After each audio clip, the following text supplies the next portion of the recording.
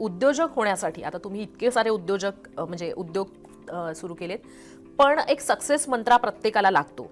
मला माहिती आहे की जे जे लोक हा इंटरव्ह्यू बघतायत त्या सगळ्यांना सुद्धा हा सक्सेस मंत्रा जाणून घ्यायचा आहे. म्हणजे अनेक संधी असतात, कोणाकडे पैसे असतात, कोणाकडे पैसे नसतात, काहींकडे पैसे असून उद्योग काय करायचं याच्या आयडिया नसतात. तर कसं हे सगळं लोकांनी जुळवून आणायचं, आयडिया, पैसे आणि मग एक काम करण्याची वृत्ती किंबहुना त्याच्यामध्ये किती टाइम इन्व्हेस्ट करायचा, ह्या सगळ्या गोष्टी आणि तुमचा सक्सेस मंत्रा थोडासा जाणून घ्यायला आवडेल. लोकांना शेअर करण्यात मला नाही वाटत की तुम्हाला काही अडचण असेल. बिलकुल अडचण नाही आहे. इच्छाशक्ती मजबूत असणं फार मोठी गोष्ट आहे आणि फार महत्त्वाची गोष्ट आहे. आणि उद्योग करण्यासाठी तुम्हाला पैसा लागतच नाही, तुम्हाला इंटरपर्सनल स्किल्स लागतात.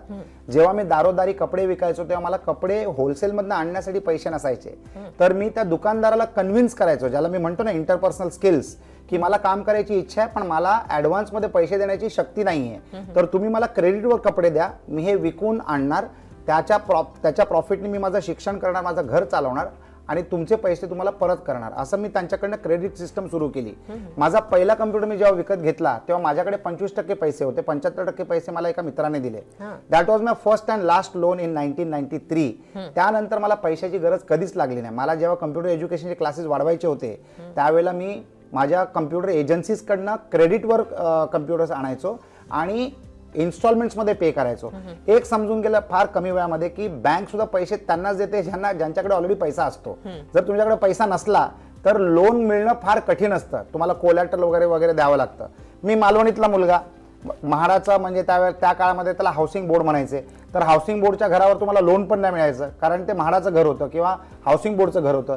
तर अशा परिस्थितीमध्ये तुम्ही तुमचा मार्ग कसा बनवू शकतात याचं मी जिता जागता उदाहरण आहे. तर मी कम्प्युटर एज्युकेशन जेव्हा सुरू केलं तेव्हा स्टुडंट्सना पण फीस भरायच्या अडचणी असायच्या, तर मी त्या काळामध्ये त्यांना म्हणजे we must be the first people in the country ज्यांनी प्रायव्हेट एज्युकेशनसाठी कोऑपरेटिव्ह क्रेडिट सोसायटीमधनं त्यांना लोन करून दिले.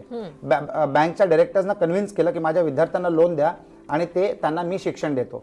तर त्या काळामध्ये मी कंझ्युमर वेगळा आणि कस्टमर वेगळा हे कॉन्सेप्ट समजून दिली बँकेच्या डायरेक्टर्सना. जिथे कस्टमर असणार पेरेंट, कारण 18 वर्षाच्या वयाच्या वरच तुम्हाला लोन मिळू शकतं, तर कस्टमर पेरेंट असणार आणि कंझ्युमर असणार त्यांचा मुलगा किंवा मुलगी.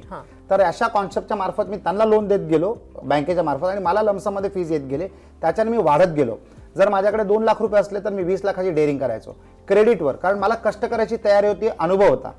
मी एकच सांगतो की लहानपणीपासून मी माझा जो बिझनेस मंत्र ठरवला तो आहे इकोसिस्टम बिल्ड करणं. इकोसिस्टम म्हणजे तुमच्या अवतीभोवतीचे जे लोक आहेत हे तुमच्या जीवनाची ताकद कसे बनवू शकतात याचंच गणित करत राहा नेहमी. आणि giving is the best way of living. म्हणजे जर तुम्ही त्यांना अगोदर तुमच्यातर्फे जर काय दिलं ना तरच ते तुम्हाला फीडबॅक परत देतील किंवा आधार तुम्हाला परत देतील. तर तुम्ही इकोसिस्टीम बनवत चला. मालवणीत राहणारा मुलगा जर इकोसिस्टीम बनवू शकतो तर अनेक लोक तर किती चांगल्या ठिकाणी राहतात, ते तर काही घडवू शकतात. पण आज फार अभिमानाने मी एक सांगतो की व्यवसाय करून मी भरपूर पैसे कमवले, पण त्याच्यापेक्षा जास्ती अत्यंत महत्वाची आणि प्राइसलेस नाती कमवली.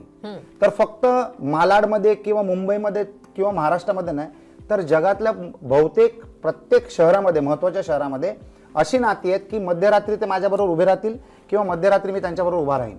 तर नाती जोडणं आणि त्यांना बाळगणं अत्यंत महत्वाचा विषय आहे. मी नेहमी असं लोकांना म्हणतो आणि फार आवडीने म्हणतो की relationship if nurtured well, relationship is the only ship that can never sink.